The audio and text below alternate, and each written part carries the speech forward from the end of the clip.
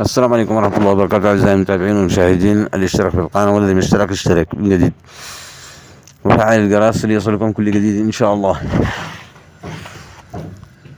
طيب نحن ننظر إلى هذه المناظر الخلابة ومناظر اليمن الطبيعة.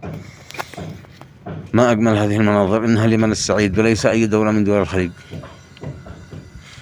بنيان ناطحة السحاب كلها ما شاء الله، بنيان في قمم الجبال وعلى سهولها. هذه منطقة الضالع مدير يافع والشعيب. لاحظوا معنا المناظر الجميلة هذه، وهذه الصور اللي تقرأنا لكم هي مناظر جميلة وخلابة. ما أجمل البساطة، هذه هي البساطة. ركز على البساطة كيف. يمن الإيمان، يمن المحبة، يمن الإخاء.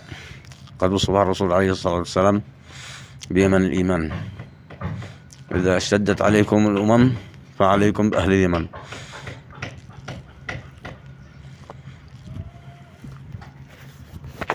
هذه بالقزعة.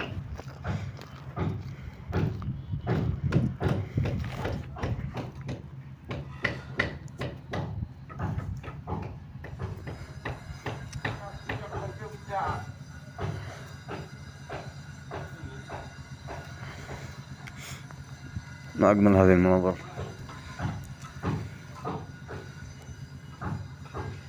ليت والله الزمن يرجع للوراء ونعود البلاد هذه الشعيب الضالع.